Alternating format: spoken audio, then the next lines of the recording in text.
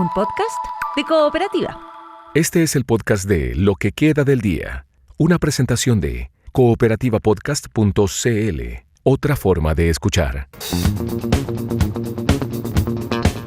Hola, soy Paula Molina, muchísimas gracias por estar aquí escuchando el podcast de Lo que queda del día. Cada jornada un episodio nuevo y te puedes suscribir a través de Spotify. Junto a Ulises Aldea tenemos nuevamente un capítulo especialmente diseñado para ustedes.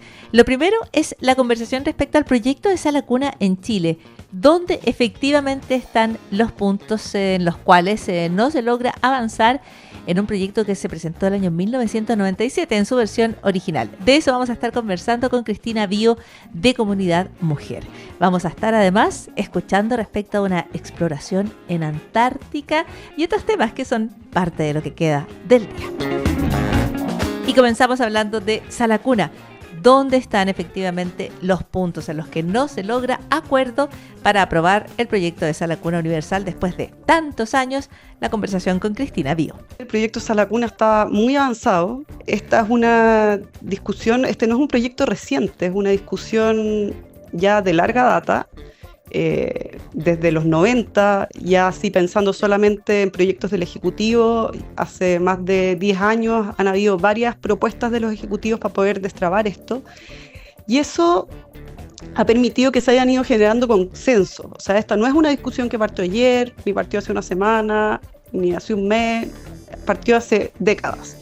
Y eso había permitido ir generando consensos que ya dejaron de condicionar el derecho a Sala Cuna tanto al género como al tamaño de la dotación femenina en las empresas, y eso fue un gran avance. Por eso hoy estábamos muy cerca de poder ya avanzar hasta que esto ya se materialice, esta modificación, y se rompa con esta discriminación histórica hacia las mujeres. Pero una vez más, y no es primera vez, pasa que el proyecto no logra avanzar. Desde el análisis y habiendo seguido esta conversación legislativa, habiendo observado las declaraciones de los expertos, los consensos a los cuales han hecho referencia tanto desde el gobierno y la oposición, ¿ves que aquí la situación tiene que ver con una cuestión de política, quizás una ley que se puede promulgar bajo el próximo gobierno y no bajo esta actual administración? ¿Hay aquí la intención de hacer un punto político o todavía persisten diferencias de fondo respecto a algún aspecto del proyecto de Sala Cuna? Las diferencias que se han planteado creemos que tenían solución y propuestas sobre la mesa. El financiamiento es algo que se había ya conversado, se ha avanzado a un financiamiento que se hace cargo de la estrechez fiscal y también avanza en corresponsabilidad social, o sea, aporta recursos del Estado, también el empleador, y eso habla de cómo también la sociedad completa se hace cargo de los cuidados y no solo recae desproporcionadamente sobre las mujeres. Y acá hay que preguntarse hasta qué punto la política se hace cargo de estos problemas que venimos acarreando y que tienen un impacto en la vida de miles y miles de mujeres, las sacan del mercado laboral y que al final hacen que haya más mujeres pobres que hombres pobres en este país. Entonces es como la política parece estar desfasada de la realidad y cómo arrastramos estas discusiones, no se da solución y finalmente la política no es una herramienta para poder solucionar los problemas que aquejan a las personas. Entonces creo que acá se había alcanzado un acuerdo importante, pero es de esperar que este acuerdo sea total, o sea, transversal, y que no existan sectores que no quieran avanzar en este acuerdo y en este consenso que existe hoy de que esta es una norma discriminatoria que debe ser modificada. Claro, pero Cristina, ¿dónde está el consenso hoy? Si probablemente hoy están más divididos que nunca en los últimos meses el gobierno y la oposición respecto al proyecto, al punto que la oposición ha dicho que las indicaciones eran tardías, improvisadas, que de haberse aprobado se habría aprobado un mal proyecto. O sea, ¿dónde está el consenso y dónde está la diferencia? Yo creo que eso es difícil de entender para la opinión pública, porque para la opinión pública, bueno, han habido consenso. No es solamente una materia que se ha discutido en varias ocasiones en el Congreso Nacional, sino que también existe en distintos centros de pensamiento, dentro de la sociedad civil.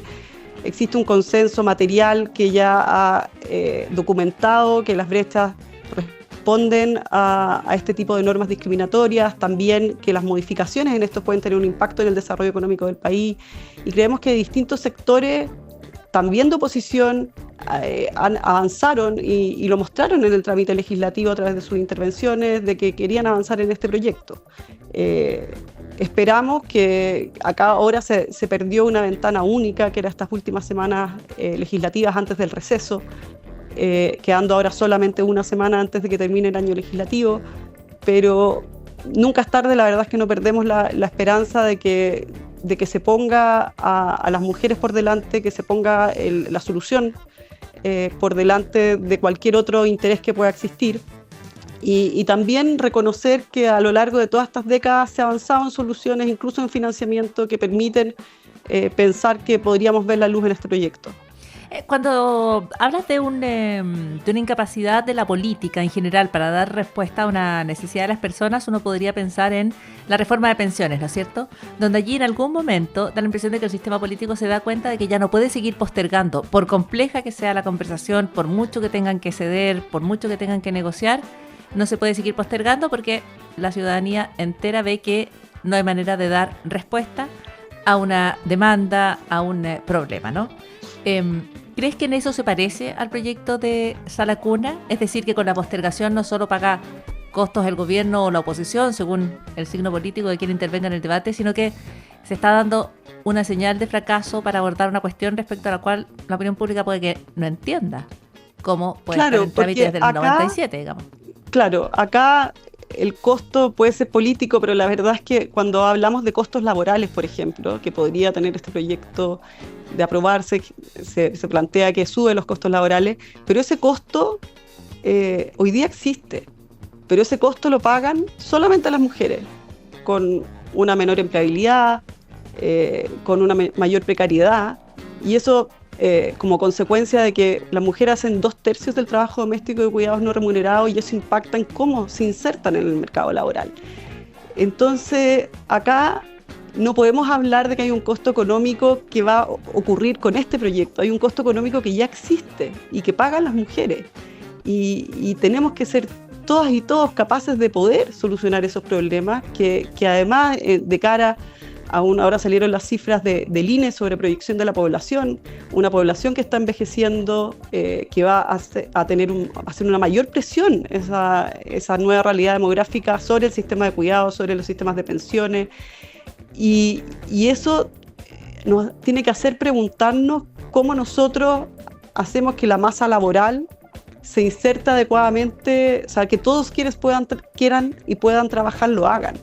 Y acá lo que estamos haciendo es dejar a parte de la población, las mujeres, fuera de ese carro.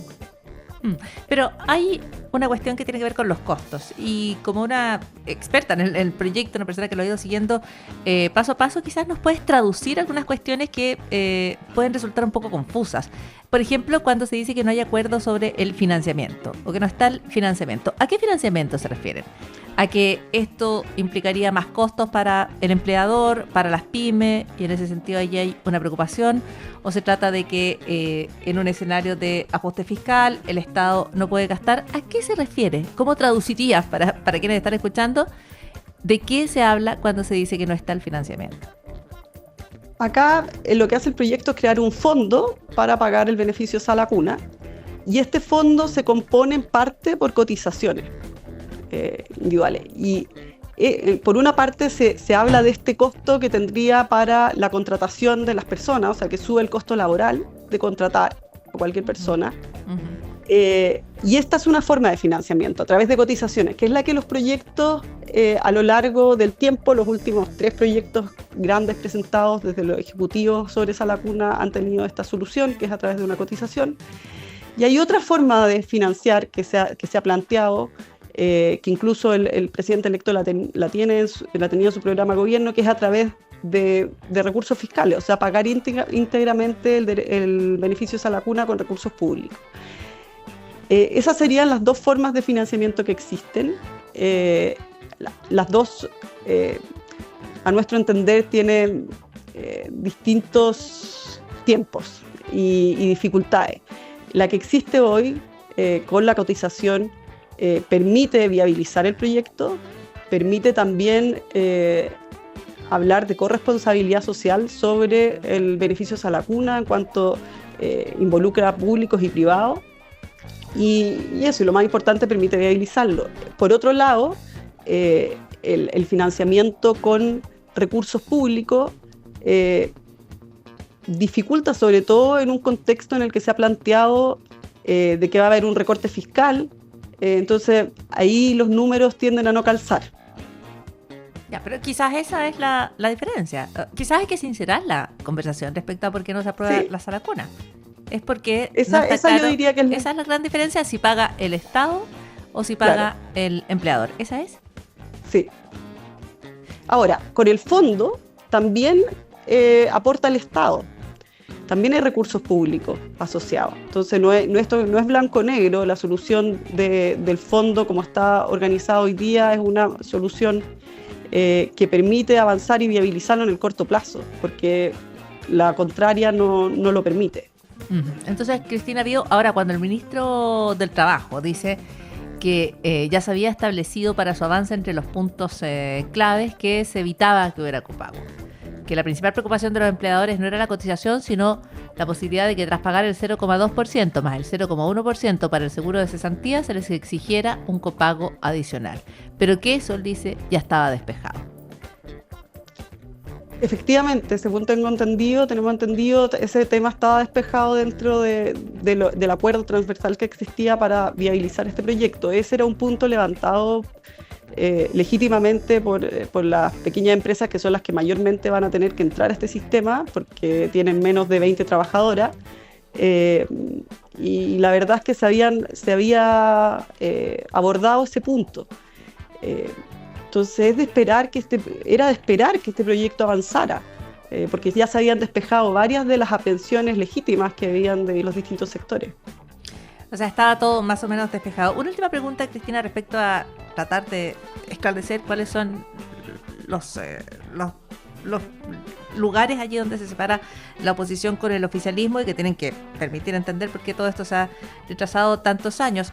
Respecto a la Salacuna, donde van a los niños, respecto a cómo se pague esa Salacuna, o sea, si van, digamos, con un voucher a la Salacuna que se elija, o si esta atención la tiene que ofrecer solo el Estado. ¿Eso está claro o hay divisiones allí? Porque uno podría plantear, ahí evidentemente puede haber una división ideológica, política, ¿no es cierto?, respecto a quién tú crees que tiene que ofrecer la Salacuna.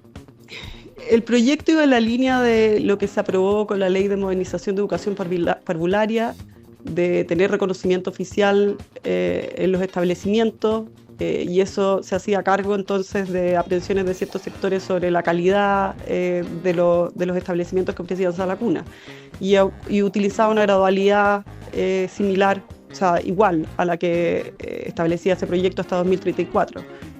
Entonces, desde esa perspectiva también se habían alcanzado acuerdos que permitían viabilizar el proyecto. Ya, o sea, acuerdos, aquí había muchos y, sin embargo, Salacuna una vez más ha quedado postergada. ¿Hay alguna esperanza de que efectivamente se resuelva dentro de un primer año de gobierno de José Antonio Kast o incluso antes? ¿Dónde están los deficientes de Salacuna, en tu opinión? Esperamos que pueda resolverse lo más pronto posible. Creemos que la solución del financiamiento tal como estaba ahora permitía avanzar en eso en un plazo más acotado, sobre todo considerando que desde el 11 de marzo existirían recortes fiscales. Entonces la verdad es que hay que buscar soluciones que permitan abordar estos problemas persistentes que afectan la empleabilidad femenina y también resguardar los recursos públicos, y en este caso el financiamiento como estaba hoy permitía eso. Por eso existía un gran consenso en que se podía avanzar. Así que esperamos que el receso legislativo sirva para aquilatar los pensamientos y poder avanzar en esto.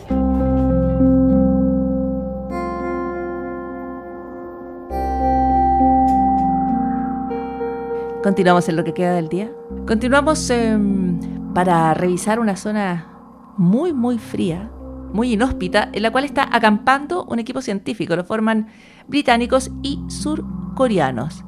Están en la zona del glaciar Thwaites, en la Antártica, y este se considera el glaciar que más rápido se está derritiendo en el planeta. Viajaron 8 semanas a bordo del rompehielos Araón para instalar un campamento sobre el hielo y comenzar una perforación de más de 800 metros de profundidad. ¿Por qué están haciendo este forado en la Antártica? Porque quieren ver qué hay bajo el glaciar y medir por primera vez cómo el agua se está derritiendo bajo el hielo. Esta operación está prevista que dure 60 horas continuas bajo condiciones climáticas extremadamente difíciles.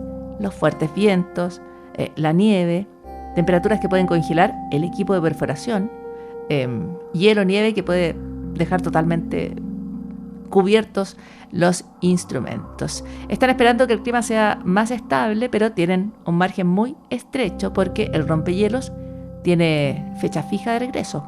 Vuelve a Nueva Zelanda a comienzos de febrero, o sea, les queda muy poco. Y vuelve, haya o no resultados completos, puedan o no perforar. Son 10 personas y están en un campamento que funciona con generadores a gasolina. Toman agua que obtienen de hielo derretido, pero tienen una cuestión que muy pocas expediciones tenían hasta hace poco: internet satelital de alta velocidad. Eso les permite compartir datos, pero sobre todo les permite mantener contacto con su familia, con el mundo exterior, que ha sido aparentemente una de las cuestiones más desafiantes. Toda esta historia la cuenta Henry Fountain, que es periodista del New York Times y está acompañando a la expedición en terreno, así que está contando tanto el desafío técnico, científico, como la rutina en una carpa en la Antártica. Dice que tienen pausas fijas para tomar té, para comer, porque mantener los horarios es clave para no perder estabilidad emocional, ¿sabías? Pasan gran parte del día paleando nieve, dice, ya sea para despejar las carpas y los equipos como para obtener el agua. Hacen pan, tienen mermelada, queso y té. La carpa no tiene calefacción, pero en esos instantes se sienten un poco más abrigados. Y esto también es parte de lo que queda del día.